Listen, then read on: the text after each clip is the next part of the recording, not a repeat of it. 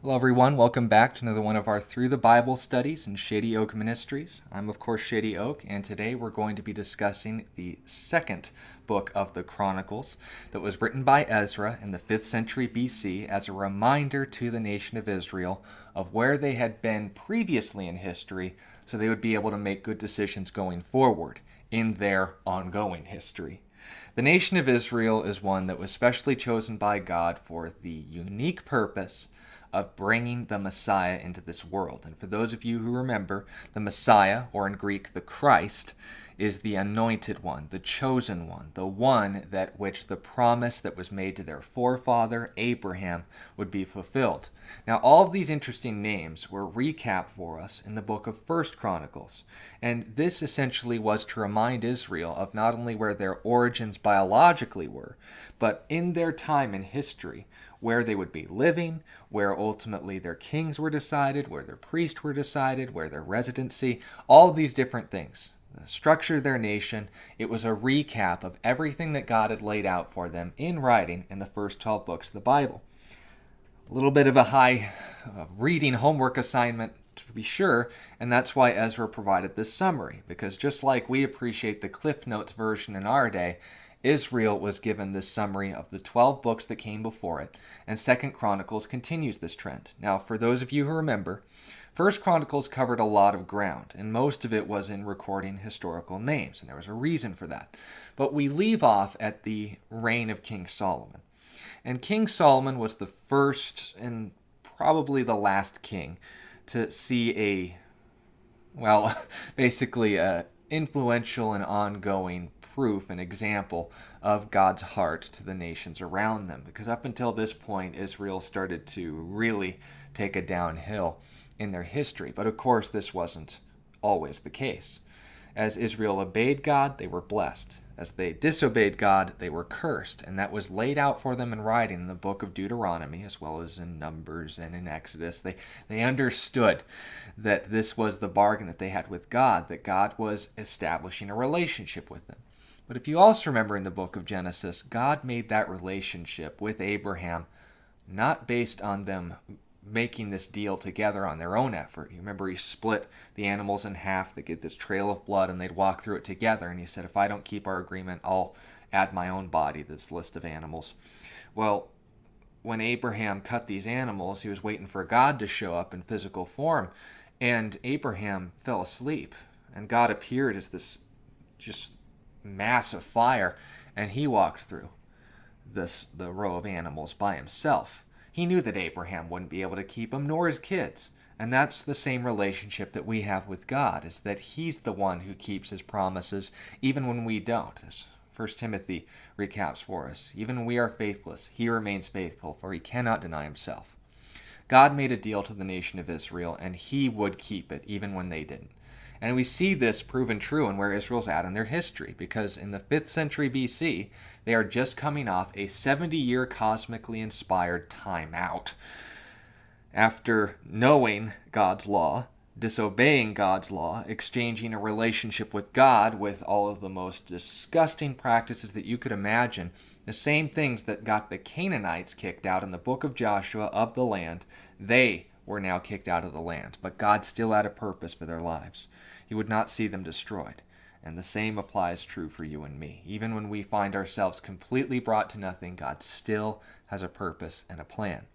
So this restoration process in Israel would not only establish where they were living, but ultimately what their history was. And this history would allow them to informatively make decisions and saying, they did that, didn't work out so well for them, I'm going to do something different. Or they did that, it didn't work out so well for them, but I think it'll be different this time. Sounds kind of stupid now that I say that out loud. It would basically give them the opportunity to prove true the quote from George Santayana, the famous 18th century philosopher, those who don't learn from history are doomed to repeat it. Or was it 19th? Either way, you can correct me in the comments. And ask sincere questions. Love those. Well, we're talking about this, and essentially that's where we're picking up right after 1st Chronicles. It was written by Ezra as a historical recap of the 12 books of the Bible written before it, 13 now if you count 1st Chronicles, given to the nation of Israel, 5th century BC, and it was for the intention and purpose for Israel to understand what their history was, the decisions that had been made in their past that led them to where they're at right now. And while God was faithful in restoring them, it was kind of their fault that they got kicked out in the first place. They didn't want to do that again. So let's learn from the consequences instead of just complaining about him in our room like the kid that's just received his own consequences, right? And that's where it ultimately leaves off. We come to the king whose name was Solomon. He was the legal heir of David's throne, and he was given a promise by God. And he was basically just given a wish, and instead of asking for money or fame, he wanted wisdom.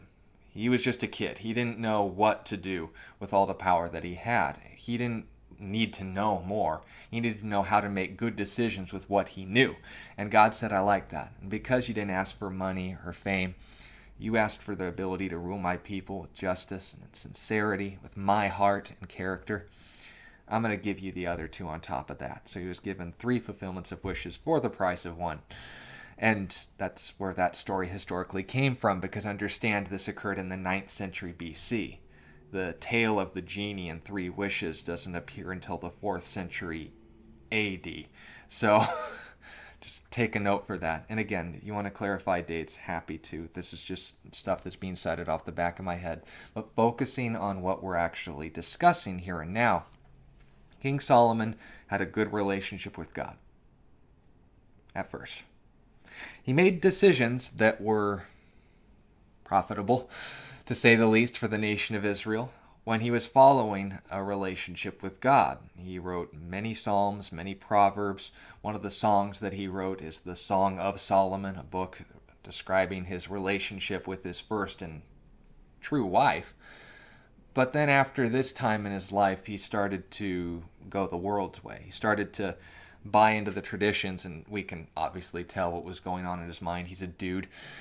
When you wanted to make an alliance with another nation, the best way to sincerely make an agreement and saying, well, I'm not going to invade you, you're not going to invade me, was to become a part of their family. You would exchange daughters. They would marry one of your daughters, you would marry one of theirs, and all of these things would basically be set in blood rather than water. Well, the problem was God specifically told the kings of Israel in Deuteronomy 17 that there were 3 things you weren't to build up. First was women. God intended 1 man, 1 woman, 1 lifetime. That's marriage. That's the thing that he'll be a part of. Now you could say, but what about all the people in Israel's history that married more than 1 wife? I mean, Israel himself, Jacob had Rachel and Leah as wives. Yeah, how did that work out for him? I mean, sincerely, when you have 2 sisters vying for the attention of 1 husband, one isn't attractive but having all the babies, the other is attractive but not having as many babies, and you're basically using your husband as a way to get back at your sister for having more kids than they do. Oh my gosh, that is the weirdest scenario that you could imagine, and the Bible records it as straightforward history. But oh my goodness, just understand that Solomon, as well as anyone else who got into the idea of polygamy, this is rule like 462 as to why polygamy is a bad idea. Solomon was told, 1, don't build up for yourselves many wives. God's defined marriage explicitly.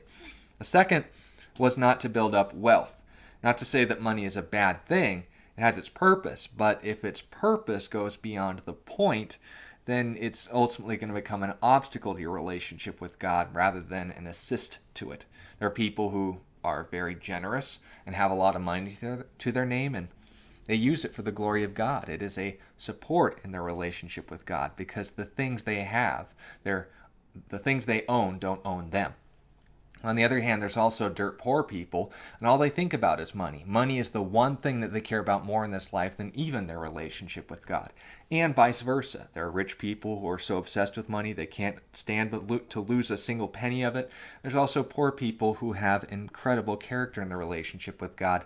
Money is the real issue here, and the attitude you have towards it. And if you build up so much of this stuff, you use the blessing that God has given you, and this becomes an obstacle in your relationship with God, it's not going to end up helping you the way it was intended to. So, don't build up women, wealth, and the third is warriors. And I'm saying that loosely just because it starts with a W, but the real point was don't build up horses. Not only was Egypt the number one, I guess, the person who would breed the most horses in the Middle East, this trade with Egypt, they wanted to cut off that relationship, especially given their history in Exodus. They didn't want to have that kind of association. And for those of you who know King Solomon, what was it again? Warriors, women, and wealth. Solomon's net worth, the amount of money that he made every single year, was 666 talents of gold. That number sounds familiar somewhere. I'll think about it in a moment. It's better half of $14 billion per year. He was a well-to-do gentleman. Women, how many alliances did he make? Well, boy. He had 700 wives and 300 girls just on the side for his purposes. So there's nothing really you can say to that. That's just too much. That's all you can say. And then lastly, not accumulating for yourselves horses, military might and power, the stables that Solomon built for the army of horses that he added to his private collection. Though he lived in peace during this entire time, we still have ruins of it in Israel today. When I got to visit the nation of Israel, they have these little archive sets, and the place is huge. So when we're talking about Solomon, he was told to do, or rather he was told not to do 3 things, and he did all 3 of these things like a champ. 1 woman. Add on 3 zeros for him. Don't accumulate for yourself more money. He's richer than Donald Trump. Don't build up an army. The pony stall that he had access to is still around archaeologically 3,000 years after they were built. Oh my goodness. So, good as far as his relationship with God when he was obeying God. But when he started to do these things, he started, of course, when you marry these girls, they're like, honey, can I have a shrine to my God too? You could imagine that, of course, would be a flat-out no at first, but a girl knows how to get what she wants, and a guy would eventually succumb. Any guy, especially when you have 1,000 of those voices chattering your ear off every single day. So, Solomon built these shrines to these other pagan deities, and these would ultimately be things that the people of Israel would start utilizing, not just their wives' private villas, so to speak. Now, Solomon's impact on history was limited to that. He basically set forward that example. When he was following God, things were good. He prospered more than any other king in history. Not only did he write more wise sayings and proverbs, but he wrote books on zoology and botany and all these incredibly insightful works that even are going into stuff that we're still figuring out today. And what's interesting as well about Solomon is that during this time of influence, the entire known world at that time was building and trade with him, going as far from Greece into Africa and Somalia, even as far as the borders of the Middle East. We're talking about the entire planet as far as those willing to interact with anyone outside of their own borders. Anyone pursuing a relationship with God would come to the nation of Israel and see his power on display through Solomon. And this was, while he wasn't a perfect human being, none of us are, he did do one thing right above everything else. And it wasn't by turning to God for wisdom, that's a given, but his impact on history, as far as the nation of Israel is concerned, and why Chronicles records it for us, is his dedication of the temple of God. Now, why would that be relevant as Israel's remembering their history? Well, when the first temple to God was dedicated, they were reminded of this because they were currently looking at the smoldering crater that once was that very same temple.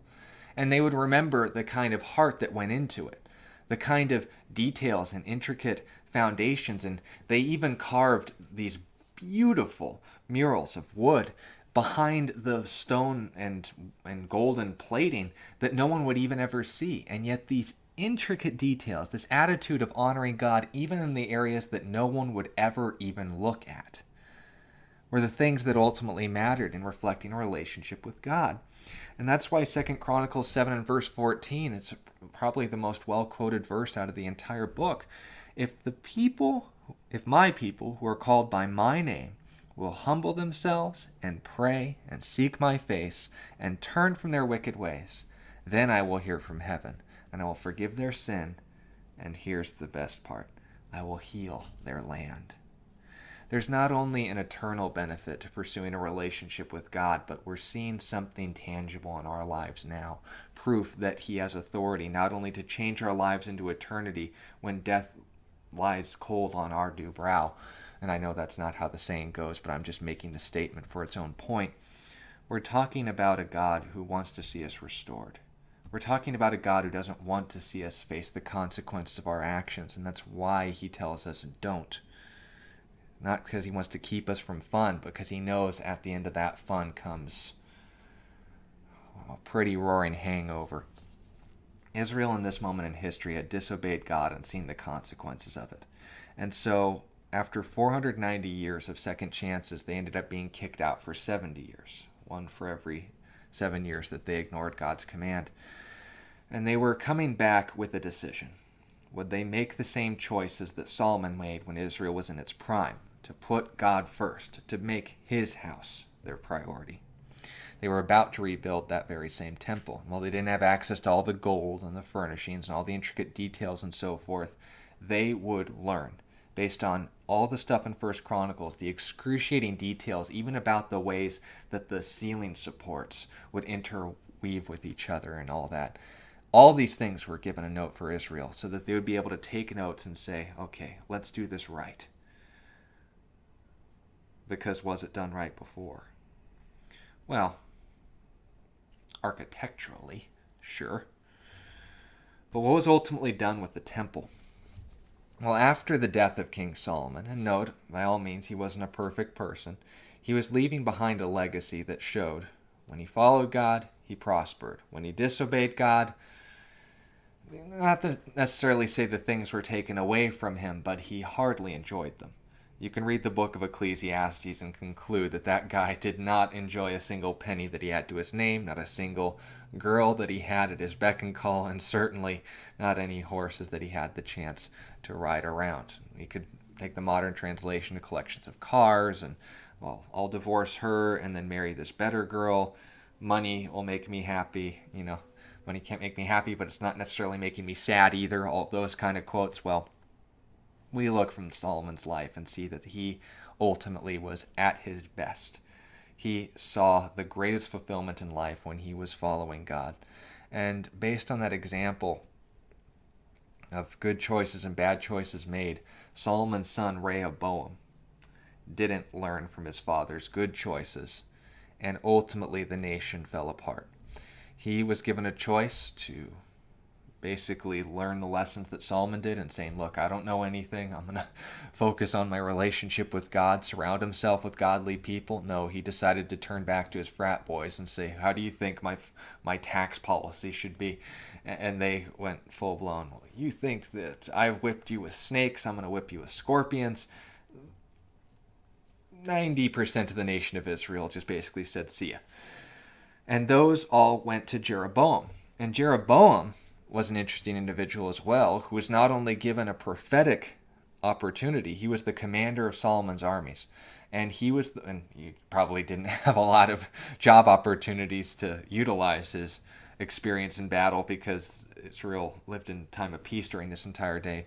But when Jeroboam had the opportunity, a prophet of God literally came to him, took a garment, tore it into 12 pieces, and gave him 10 of them. And he said, you have the opportunity here to follow God or reject God. Rehoboam's going to go by the wayside. And this was while Solomon was still alive, mind you. But when you are given this choice, put God first. Otherwise, you're going to see yourself falling faster than you're going to be able to think. You're going to fall on your face so fast, you're not even going to be able to see straight. And so, taking this to heart, he had the opportunity to obey God. We remember this in 1 Kings. Or to go his own way and secure success at the skin of his own teeth. Well, remember, the temple of God's in Jerusalem. and Rehoboam. Tribe of Judah has that going for them. They have the great tourist attraction of one of the seven wonders of the ancient world, the Temple of God, this magnificent structure, but also the dorky king. And Jeroboam is concerned. If Rehoboam has the Temple of God, the people of Israel might just count their losses and say, well, I want to have a relationship with God, but I don't want to have to deal with his lousy tax rates. You know what? God matters more to me than money. I'm going to leave Jeroboam. I'm going back to Rehoboam. And Jeroboam was given this promise by God that the entire nation of Israel, mostly, are going to follow him. And he's like, what do I do? Do I give this to God and trust that he'll be the one to make sure these people stay? That we actually have a nation by putting him first? Make it his nation, right? Or we'll just have our own God. We'll build our own capital here in Samaria. Probably sounds familiar to you because the Samaritans were eventually what the northern tribes became. We'll talk about that in a moment. Jeroboam basically said, well, what God are we going to have? I mean, obviously you can't do the Moloch thing. If we burn all our babies alive on brass ovens, there won't be any of us left after 50 years. What about Baal? No, we'll murder each other into oblivion. Ashtoreth? No, we'll catch every single disease under the sun, and our culture will basically be founded on everything and anything but sound logic. I know. What about our ancestors' first idol? What about that golden calf they worshipped in the wilderness at the foot of Mount Sinai, 40 days after they had just been given the law audibly by God himself, and then decided to abandon it all and go after this golden cow and literally do things to each other that they shouldn't have been doing to each other? And not a wise move on Jeroboam's part. And this essentially set the entire standard for the northern 10 tribes of Israel. They went right away into idolatry. The moment they walked away from God's temple, they left God there too. They didn't realize that God comes home with them from church. And so, Jeroboam blows it. Northern Israel becomes a walking disaster. It's king after king assassinating each other, destroying each other. We went through this in 1 Kings. But then the focus comes back to southern Israel, where the people are still having a relationship with God. You're wondering how that's going to be done with a guy like Rehoboam on the throne. Well, here's the thing. Rehoboam had to learn some hard lessons. He had some growing up to do. And the school of hard knocks, as they say, is the best education if you can afford the tuition. Well, Rehoboam got into a little bit of a trussle with Egypt, and he got slaughtered. I mean, absolutely. He was brought out back and given a sound spanking and then left in his room to cry himself into the carpet. And it was there that he realized, I'm not as strong, smart, or capable as I think I am. God, can you help me out here? And he said, it's about time. Rehoboam learned some hard lessons, but he ultimately turned back to a relationship with God. So while Solomon, good start, bad end. Rehoboam had a bad beginning, but a good finish. He still made the same mistakes his dad did, but understand this. After his battle with the Pharaoh, whose name was Shishak, he lost everything, and ultimately it turned him back to God. And when he turned back to God, everything that was taken away from him was ultimately restored. Now, why would the nation of Israel, after being taken away into Babylon and losing everything they had for 70 years, need to know an example of a king who made bad decisions but ultimately served a God who is willing to restore and forgive him? I think the question answers itself. So, now for the kings of Judah that followed him. Once again, Rehoboam, he fought Egypt, lost a lot of gold, but turned back to God and ultimately saw them returned. Asa took over from him, and he fought the Syrians. The Syrians were the people that were directly to the east of Israel, basically modern-day Jordan and parts of Syria, as well as those regions today. Majority of Syria, of course, because that's why they would call it that region. But the Assyrians were defeated by King Asa. Asa won, and he thought so. He didn't think God gave him the victory. He thought he won because he was smart. And the more he refused to trust God, the more of a monster that he became. taking notes, people of Israel? The kind of mentality and saying when you start to see success, there's nothing that defeats like victory. Definitely a running lesson there. Jehoshaphat, that's a fun name, took over after Asa, and he fought Syria, but he didn't make the same mistakes as Daddy did. He won because of God, and he understood that. And even during this time, he decided, well, it's better to, well, I guess the analogy, I was going to say make peace, not war, but he was making peace, so he could go to war with the right people, so that analogy would fall apart. But nonetheless, he was fighting the Syrians, right? People had access to God's word, being held accountable for it. They were attacking Israel. They were defending their borders. But what's interesting about this is when the northern king of Israel, who you remember, Ahab, remember the guy who married Jezebel, the guy who, during the time of the prophet Elijah, was basically under his corrupt and wicked wife's thumb. Total disaster, right? Well, Ahab and Jehoshaphat made an alliance with each other, and they went into battle against the Syrians. And when they were in a battle, the Syrian king took out his firstborn son, who was an older kid at this time, and he basically said, I know how I can get these two to break up this family reunion. And so he took his oldest son above the city gates, cut his head off, and bled all over the city gate. And he said, this is dedicated to Moloch. You guys cannot defeat my God. Well, Jehoshaphat knows that not only is Moloch nothing, he's not even a real thing. There's a real God who can actually work miracles on his side, but then he looks over at Ahab and he's like, we're going to kill this guy, right? And Ahab's like, I don't know. I don't want to make Moloch angry. And Jehoshaphat's like, you didn't. Yeah, I do that too. I'm going to deal with him, and then I'm going to deal with you. And Ahab's like, I probably need to get scarce. So that ultimately broke up the band, so to speak. He tried to outsmart God in the justice that he had coming to him by dressing as a common soldier so that he wouldn't be singled out by the arrows. Like, oh, maybe God will divinely inspire them. Let's focus on the king. Well, if I dress as a common soldier, they won't kill me by accident. Right?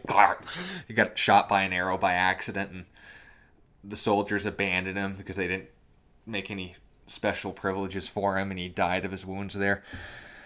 So, irony of ironies to be sure, but Jehoshaphat's reign, he ultimately surrounded himself with ungodly people because he made his relationship with God a priority. He wasn't caught up in the messes they had coming to them. Jeroboam, he fought the Edomites. Basically self-explanatory. That was the majority of his conflict, but he also married a daughter of Jezebel. And for those of you who know who Jezebel was, that's not a good decision. And in fact, he was reflected so much, and again, special advice to all of you guys. See this ring, not married. And this is essentially to let the ladies know, not interested, because there is nothing, and I'm speaking to this as a brother here, there is nothing more important in your life than who you choose to commit your life to. If it's not someone who's going to point you closer to God, then it will be someone who drives you away from him. And Jeroboam is the shining example of this because of his choice of a spouse. Not his enemies, but his closest friend. He became so evil that God dealt with him personally. Now, if you were to look up online what happened to him, the medical term would be colorectal carcinoma, which is a form of stomach cancer. Basically, if you remember The Hobbit, he's got worms in his tubes. Well, imagine if those worms just basically bloated up from the cells themselves and forced your spaghetti noodles to fall out of your stomach. That's how he died. And it's not what I would call a coincidence, where after warning, and prophet of God after prophet of God came to this guy and said, you know better, Jeroboam. What are you doing? What is this woman doing in your life? What is she doing to you?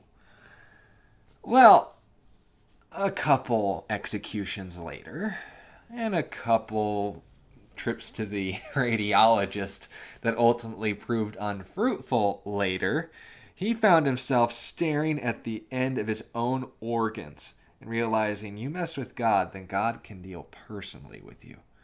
But it was always coming back to that same rule, is who did he choose to commit his life to? Someone who was a helper in his relationship with God or a hindrance? That's worth noting, because when we get to the book of Ezra, and I'm saying this with clenched teeth for a reason, that was one of the things that they almost blew it big time with. You would know this is a recurring theme in the nation of Israel. What caused Noah's flood? It was when the godly family of Seth started marrying the daughters of Cain. Why? Because they were thinking with their eyes and not their brains. What happened in the book of Numbers when the Moabites couldn't attack Israel by laying a curse on them, and they certainly didn't want to mess with them militarily? They sent their girls in, and the guys started to think with one brain above the other, and they were all held accountable for their choices. Understand this, the Bible can't emphasize enough your choice of a spouse. Girls for your husband and guys for your wife. Pay careful attention, and remember that that choice is not one that you should make lightly. After Joram was Ahaziah. He fought the Syrians and lost. He tried to recover, but unfortunately, he never made a commitment to his relationship with God. And based on the choices of his father Jehoram, he had very close ties with the northern tribe of Israel. He was the one that Jehu, when he was raised up as basically the one to clean house in northern Israel, the opportunity for them to have a second chance to start over, take care of Ahab, take care of Jezebel. He's the one who killed her personally. Or rather, his horse did, trampled her to death. But nonetheless, Jehu was given the opportunity to give Israel a second chance, and he actually executed this man.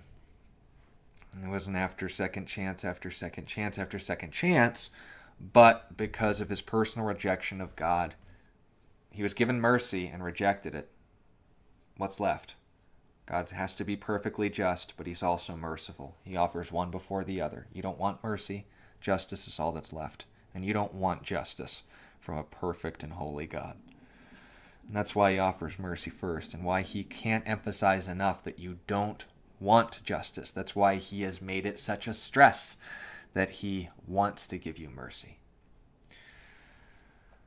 And mercy always is not an easy price to pay. That's why God didn't go halfway when he offered his own life. Also understand as well that there is someone who doesn't want anyone to not only know that, but receive it. John chapter 10 and verse 10, the thief does not come except to steal, to kill, and to destroy. Jesus comes that we may have life and may have it more abundantly. The only attitude and heart of the enemy. He's willing to lull you to sleep if we'll ultimately see you dead forever.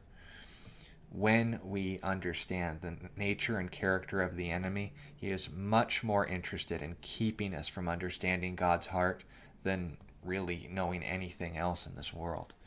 He will happily let you enjoy the things of religion. He will happily let you enjoy the things of ceremony and morality and excellence in your community.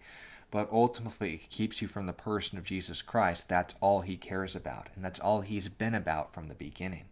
Because if you remember in Israel's history, going back to the time of Exodus, what was Pharaoh's interaction with the nation of Israel long term? He, for some reason, became paranoid that the nation of Israel is going to overpower him, despite centuries of living in their land and having no intentions or desires or inclinations of the sort. Just something that was going on in his head. So he chose to go out of his way to annihilate the nation of Israel by throwing all of the baby boys that were born into the Nile River and be eaten by crocodiles, so that the girls would marry into Egyptian families and they would lose their cultural identity. What happened then a couple hundred years later, when Saul became so mentally deranged that he had to murder the one that God actually chose to be king of Israel, and even he knew it?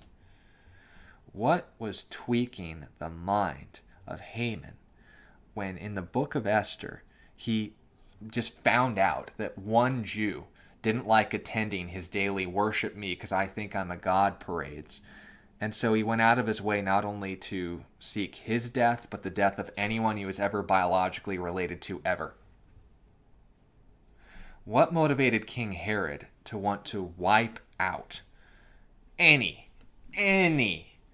threat to his throne when he found out that there was a prophesied king born in Bethlehem, and decided, after not hearing back from the wise men for 2 years minimum, he decided to go into the city and murder every single child 2 years and under?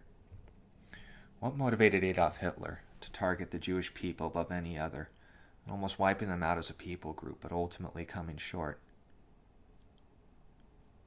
We're seeing the influence of the enemy. And the reason why I'm bringing all this up is that after Ahaziah died, essentially both of the tribes of Judah as well as the nation of Israel, Judah and Israel were the two nations that comprised the Jewish people.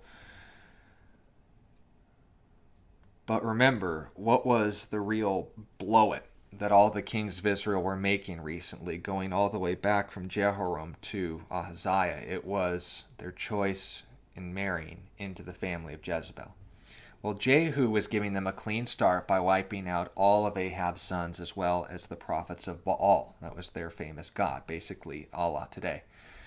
But when we're talking about them murdering the sons and the priests,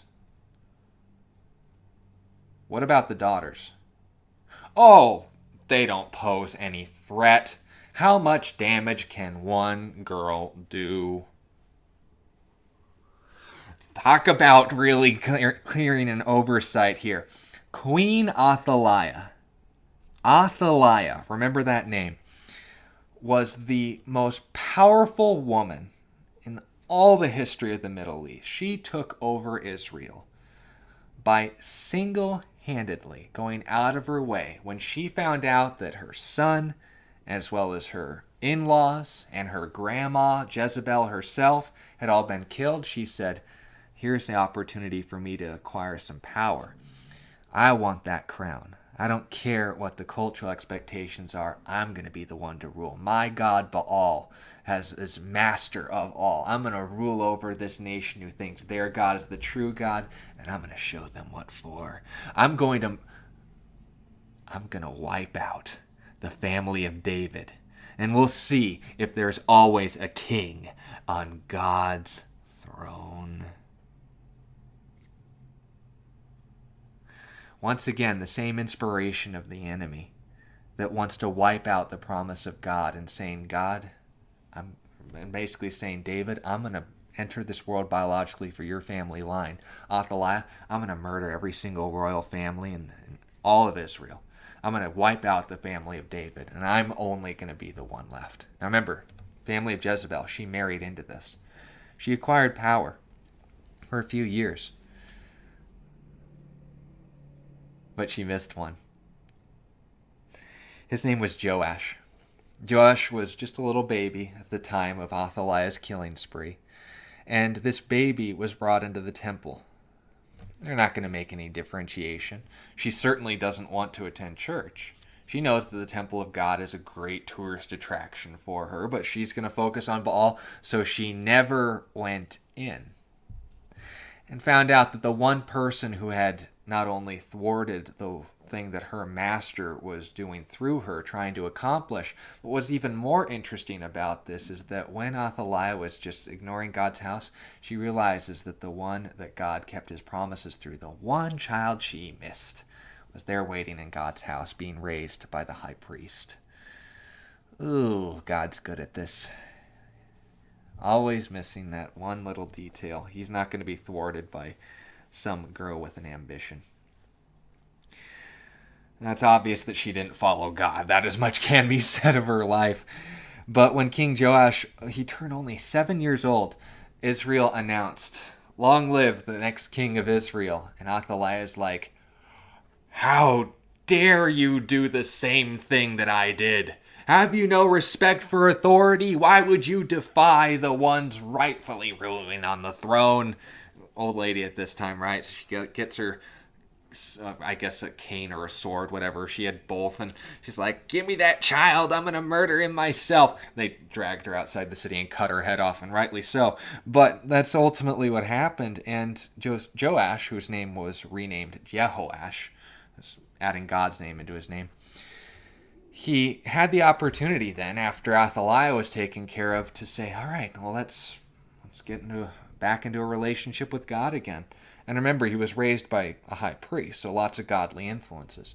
He repaired the temple that had ultimately seen neglect over all these years, and as well as several other good things. He had a relationship with God. But here's the interesting thing.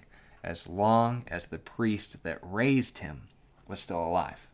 Because once that priest died, what happened? Well, my pastor's dead.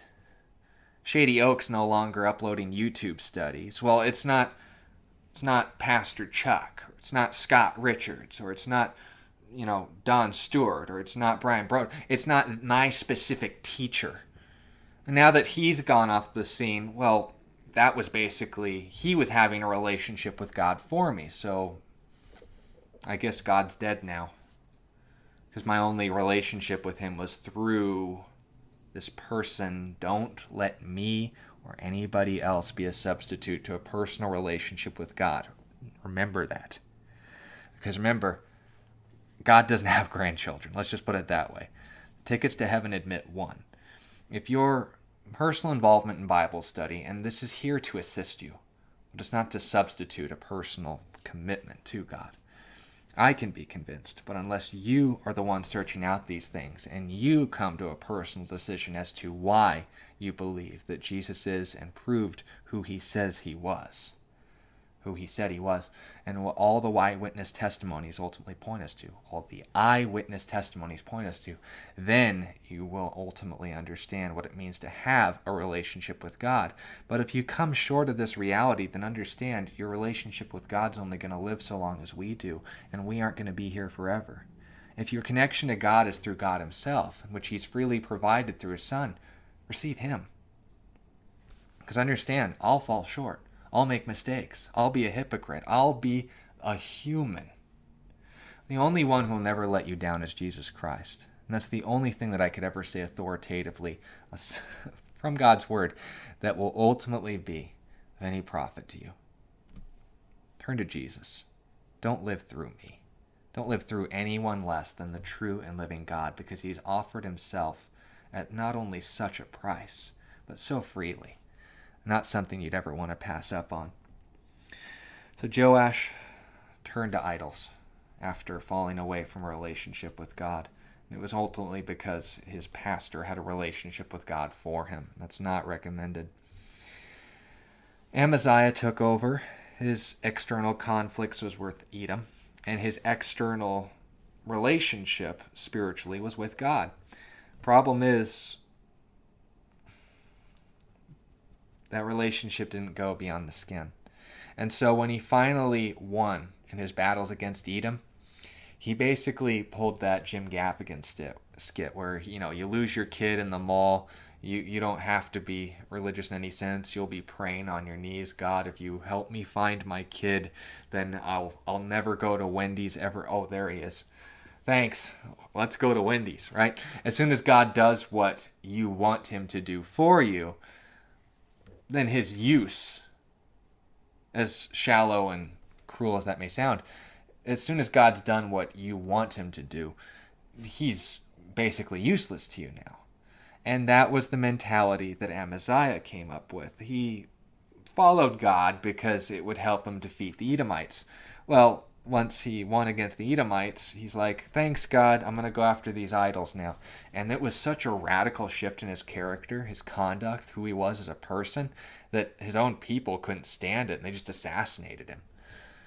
And again, it wasn't because he's no longer a Christian, let's kill him. No, he literally became a monster. The kind of things that he was doing and the kind of stuff that lifestyle would ultimately cultivate. Oh my goodness, he turned into a maniac, and that's why the people dethroned him. And that's when Israel gets a breath of fresh air. Because you'd notice, we like good king, bad king, bad king, good king, kind of, no. Israel gets a breath of fresh air at this one.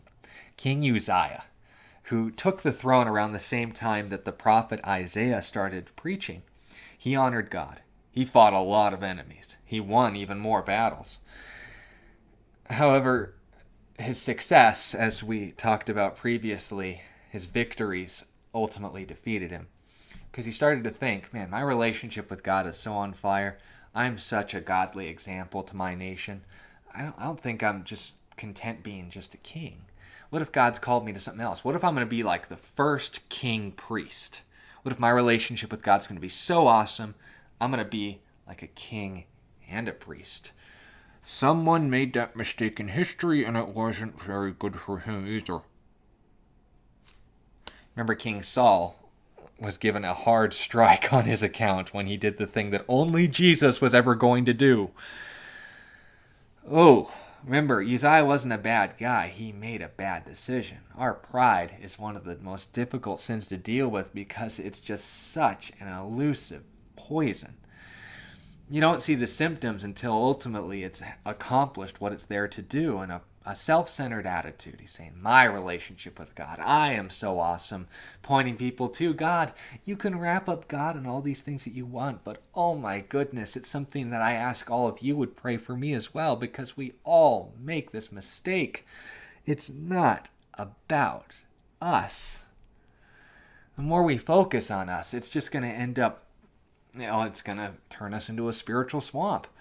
All input but no output. And if we have this kind of mentality that makes ourselves into the paragon of what it means to have a relationship with God, our eyes aren't on Jesus. And we're ultimately going to start acting like the one we make ourselves, what we make into our own gods. And if that becomes ourselves, then we're just going to basically become a stagnant, fallen mess.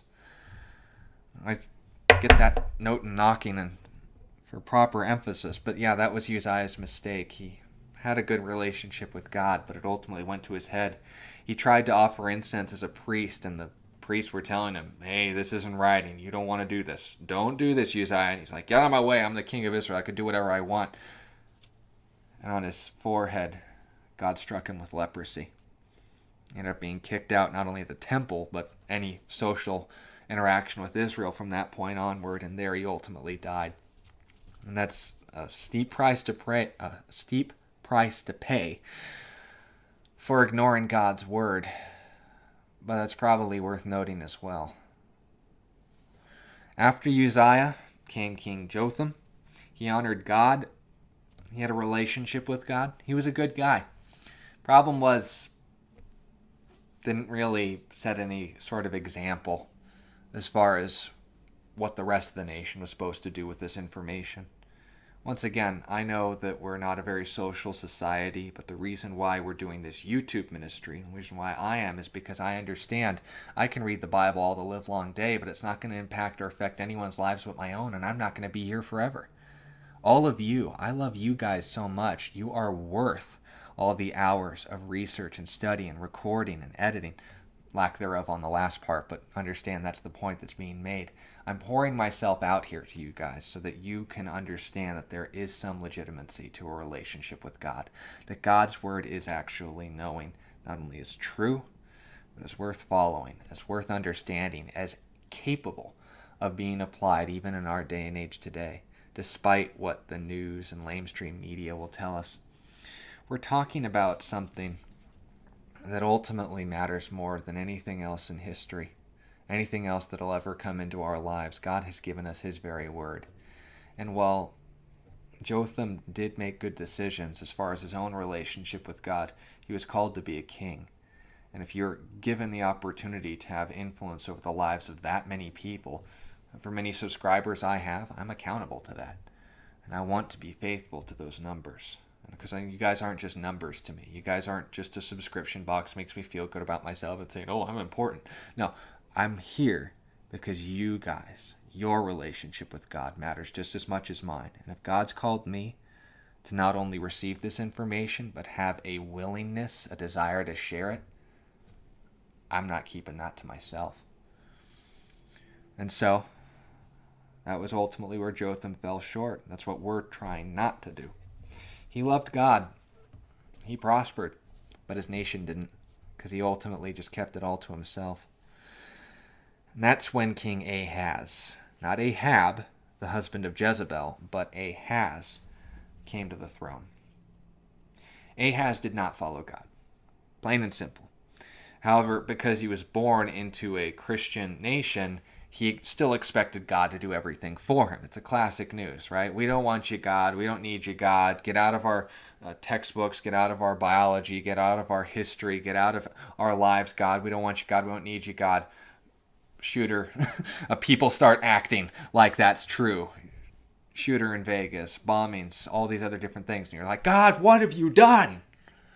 Why aren't you solving all of our problems? Why aren't you intervening for us? How dare you, God? We saw that all the way going back to Katrina. It's nothing new. But when we're talking about this, Ahaz still expected God to solve all of his problems, and it ultimately saw him exactly where you'd expect that to go.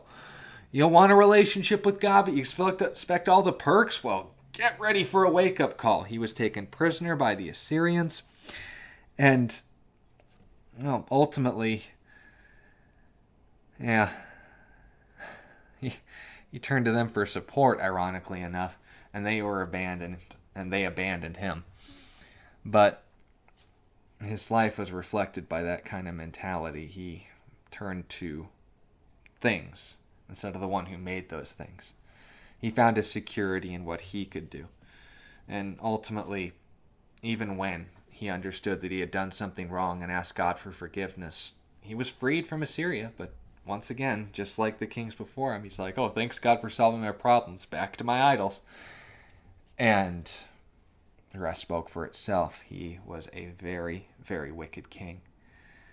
And that's when his son Hezekiah takes the throne. Now, Hezekiah, we like Hezekiah. Hezekiah followed God more than any other king, second only to David himself. And Hezekiah not only restored the temple, undid everything that his dad Ahaz had done as far as, throwing out Bibles and getting rid of God in the nation, all these other different stuff. He restored the nation's relationship with God. He, once again, established, we're going to celebrate these festivals because God's word says so. We're going to be teaching this in our temples and in our synagogues, and we're going to go to church. Why? Because God says so. Look at our history. We were founded. We exist because of God. We're going to honor him. All these temples, all these shrines, all these fake gods, we're demolishing them right now. Sorry, strip joints, no more bailouts for you. Sorry, the drug cartels, all these things. We're cracking down on your cases. We're taking these matters seriously now. And then he even went to the churches that were promoting godly things, but ultimately were coming short. He went to the JW Kingdom Halls, and he went to the Mormon temples and all these other different things. And again, I'm using modern equivalents, but what he actually did, he teared those things down too. He went to a temple that was dedicated to an ancient relic. I guess it would be Catholics, right? This relic, this item of religious significance. It was the bronze serpent that Moses crafted in the book of Numbers. And if you remember that situation, God did amazing things through that object. He gave a ongoing illustration and example that Jesus himself would directly reference in John chapter 3 and verse 14. We all know John 3:16. For God so loved the world that he gave his only begotten Son, that whosoever believes in him will not perish but have everlasting life. Well, this bronze serpent, Jesus referenced that 2 verses earlier. He said, for just as Moses lifted up the serpent in the wilderness, so the Son of Man must be lifted up, that whoever believes in him will not perish but have everlasting life. But have everlasting life. I'm speaking too fast. I'm sometimes skipping words. Probably happens more often than I noticed. You guys can call me on that, and you can all pray for me. But that point being made, Hezekiah saw this brass serpent, which, by the way, God had used powerfully and would still use powerfully as an example of pointing people to Jesus. Something good, but not the ultimate thing, right? It was only good because it pointed people to Jesus. Well, people started to worship it as a god of healing.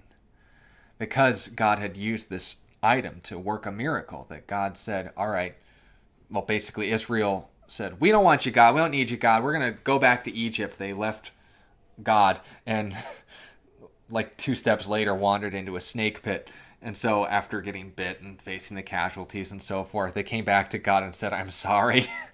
And God, instead of taking all the consequences away, says, build a bronze serpent, put it on a pole, set it as far as a mast. It would literally be, if you guys just look up the ambulance symbol, that's what that's based on. You're going to look at this serpent, and you're going to know that your sin has been judged. And whenever you look at that serpent, it won't take the pain away, but you won't die. How does that work? God did it. It wasn't the brass. It wasn't some like reflective property and the alignment of the sun and this dramatic rise in temperature would end up breaking their fevers or something. No practical explanation for it. God worked a miracle. But people forgot God worked a miracle and just said, this worked a miracle. Implicit this. So they started giving this all the credit. Well, Hezekiah went up to this thing that people were replacing God with, and he took it, crafted by Moses, right? This thing's, how old would it have been at this point? Hezekiah was from the 7th century, so that 700 years old at this point. He took this serpent, he ground it up into powder. Probably needed an instrument, but nonetheless, the point remains. He ground this thing up to powder, and he said, Nehushtan, which in Hebrew, it's a worthless thing of brass. It's not a god. It's a piece of metal. Without God, that would just be a piece of metal. Stop worshiping the statues. They're just metal. And so that's ultimately the substance of it all. Hezekiah didn't make compromises. He not only did good things, but he confronted the bad. However, just because he did good things doesn't mean bad things still didn't happen. The Assyrians, judgment had come for the northern 10 tribes of Israel. They were completely wiped out by the Assyrians, and, well, they had no reason or will to stop. They started heading towards Judah, and Hezekiah received the threat from their king, whose name was Sennacherib. And he received this letter, and he read it, and basically it was very eloquent and well-worded. But they made the point and the mistake of saying, their gods, all the nations that we've destroyed before you, their gods couldn't help them. What makes your God any different? Surrender, we'll take you out of this land, send you to these nice resort places and so forth, and you'll be fine. But if you resist us, we're not only going to kill you, we're going to make it a horrible process. And if you read the Taylor prisms available in the British Museum today, it is horrifying, the things that Assyrians would do to people. Not the Syrians, but the Assyrians. And if you want to know, leave them in the comments. I'm a dude. I love talking about that grisly kind of stuff. But that's neither here nor there. We don't have much time. So Hezekiah received this letter, and he's like, oh, wrong postage. They made this threat towards God, and he put it in the temple. No, he was still scared. He was still human, but he's like, God, this threat's towards you. You deal with it. And he put it down in the floor of God's temple, and he just left it.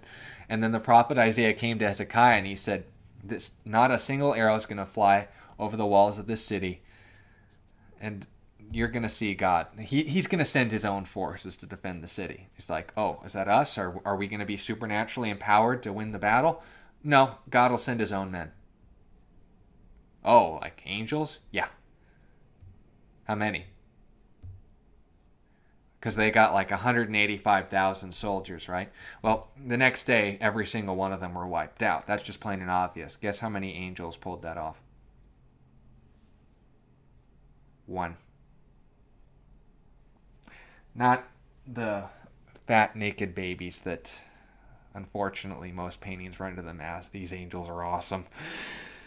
However, once again, just because he did good things, bad things didn't happen. He then developed this little boil, and he went to get it looked at, and the doctor said, I'd get your affairs in order, man. This is going to kill you. Hezekiah's like, oh my gosh. Oh my gosh, oh my gosh, oh my gosh. And he comes to the throne of God, and he's like, God, I don't want to die.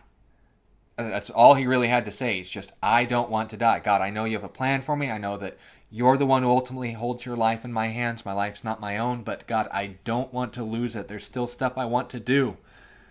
And so God sent Isaiah and said, God's heard you. He's going to give you another 15 years, I think, of life. Note that, yes. He's going to give you another more than that of life. He's going to give you some specified number of years. You can look it up. It's escaping me in my brain at the moment. I think it was 15. But to prove it, name your miracle. Do you want the sun to go? Do you want something supernatural to happen? And so what God ultimately chose to do is he said, look at the sundial, and it went back 10 degrees and then continued on its way. Now, once again, that's odd. Because when you understand the sun doesn't move in our sky, we're moving around the sun. God didn't stop the sun, he stopped us, turned us back, and then continued on our way. Now, unlike in the book of Joshua, where this happened for a whole day, we discussed that when we went through the book, that there's two ways to stop something. You could either slam on the brakes or apply them. And that's ultimately the difference between what sends you through the windshield and what just makes you stop moving as quickly. If the Earth's moving at 1,000 miles per hour at the equator, it would only take around 15 minutes for us to stop in our orbit and we wouldn't notice anything. Likewise, the force of gravity isn't the only thing that's being caused. What keeps us on the Earth, they think if the Earth wasn't spinning, the centrifugal force, if you take something, put it in the dead center and spin around fast enough, it'll stay there because of the force, the weight that's being pushed on it. That's one thing.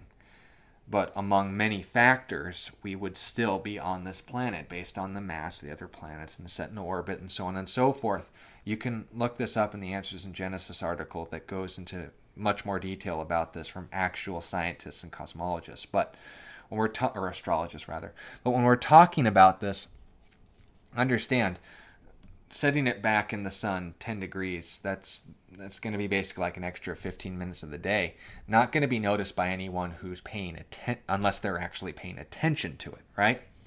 Well, there was one people group who were paying attention to the sky.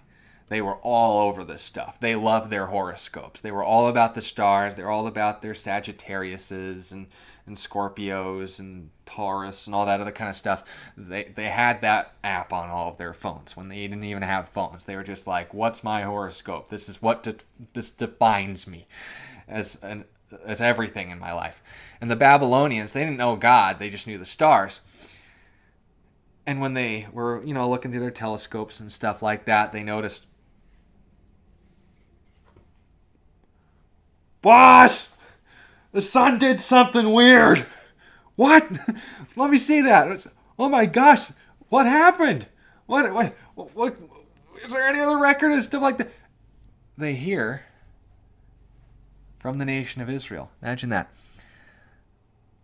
their king saw God confirm not only a miraculous healing, but also a miraculous confirmation of that. And what's interesting too about this is that despite all this stuff, trust me, if you have a problem believing that God could slow down the orbit, set it back a few degrees, and then set it on its way again without us falling off, go back to Genesis 1:1. If you believe that, this is small potatoes. But when you also understand this, the Babylonians are like, we're all over the stars. Your God can control the stars? I mean, we have proof. He just did that. But oh my gosh, Hezekiah, tell us about your God. They send ambassadors and they're just like, dude, this is incredible. Tell us about this. And guess what? Well, after Hezekiah was given this promise of extra years of life, he turned into kind of a jerk.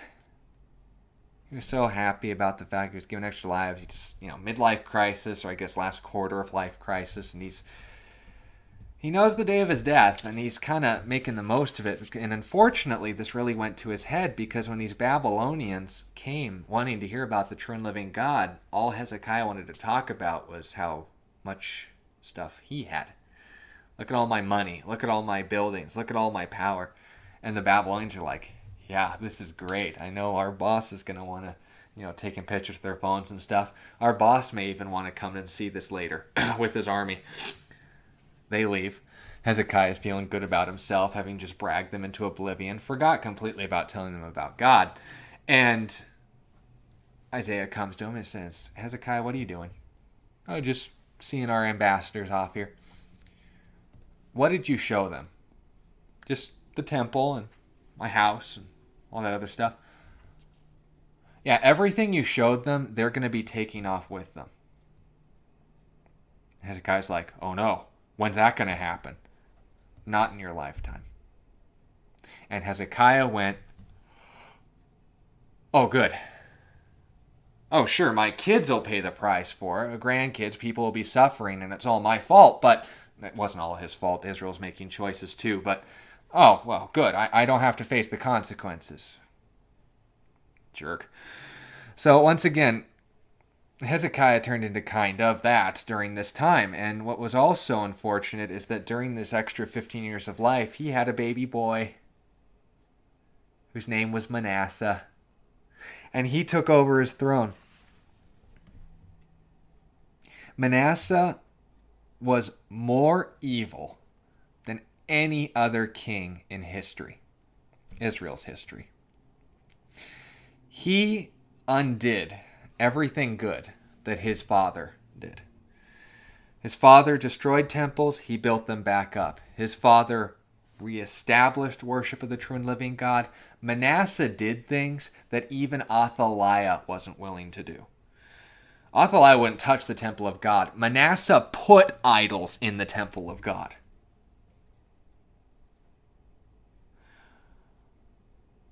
On top of that, and again, this isn't in the Bible, but it is given some credibility in history, so I'll mention it. Manasseh is credited with murdering the prophet Isaiah. He put him in a log and sawed him in half, and it wasn't intended to be a magic trick. The dude was an old man. He went out of his way to hunt down and murder the priests of God. He went out of his way to destroy any influence, any remnants. He burned the Bibles. He got rid of anything and everything that had to do with this God that his father worshipped. And ultimately, once again, God dealt with him personally. He was captured by the Assyrians, who had recovered from the blow that God did to them with that one angel 50 years back. But it was during this time, I guess it would be 65 if you count the extra time for Hezekiah's reign, but he was brought by the Assyrians, and they would do this all the time, and worse.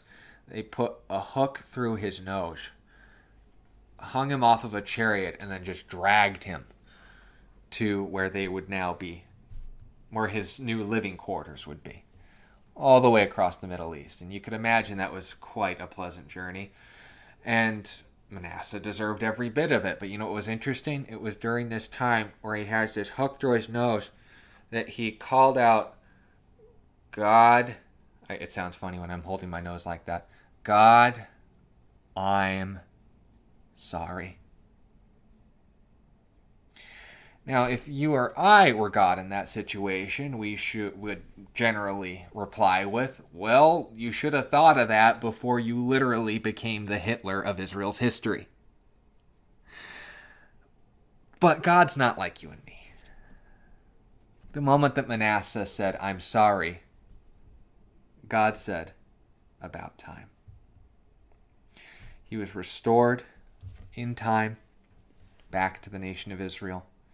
He had his kids, most significant of which was Ammon, who would be his successor. And unfortunately, he had to watch as while he got his act together and he learned his own hard lessons. Ammon, when he took over his dad's throne, was just like him. Ammon was succeeded by Josiah, and he learned enough lessons to be like his granddad. He wanted to be like Hezekiah. He was the last godly king of Israel before Jesus came. Now, unfortunately, he wasn't perfect once again. This is a historical record, so we're told about the embarrassing things as well as the honest and exalting things.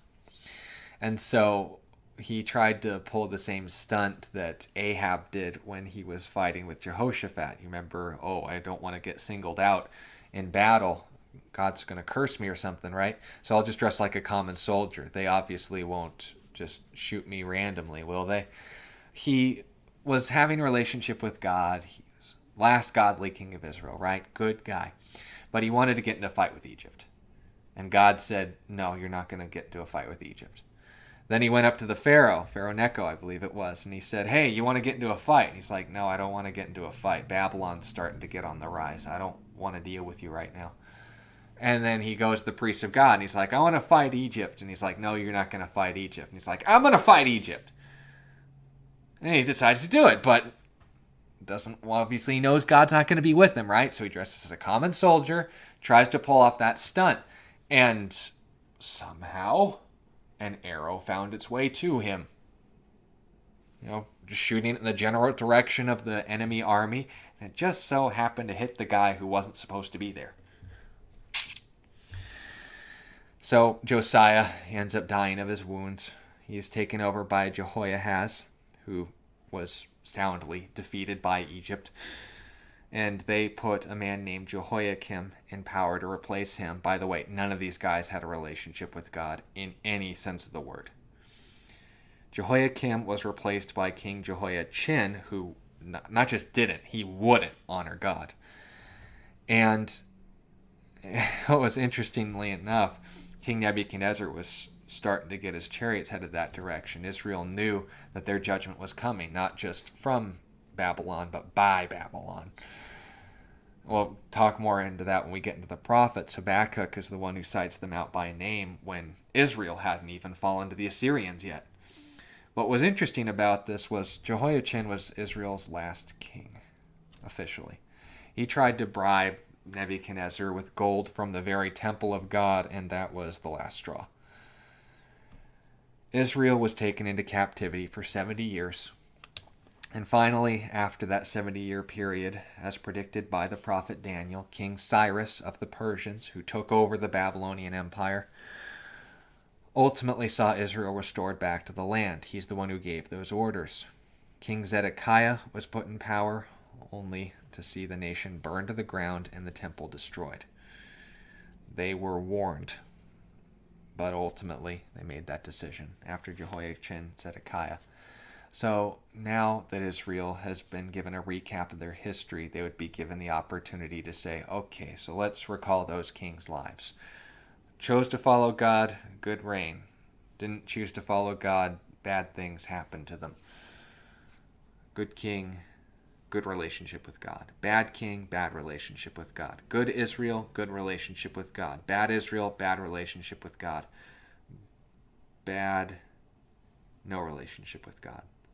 Good relationship with God.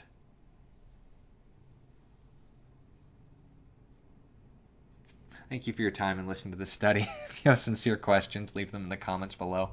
If you'd like to encourage the ministry, you know where to go. But most importantly, if you know someone who probably has 2 Chronicles memorized but could use the recap, please share this study with anyone you feel would be blessed by it.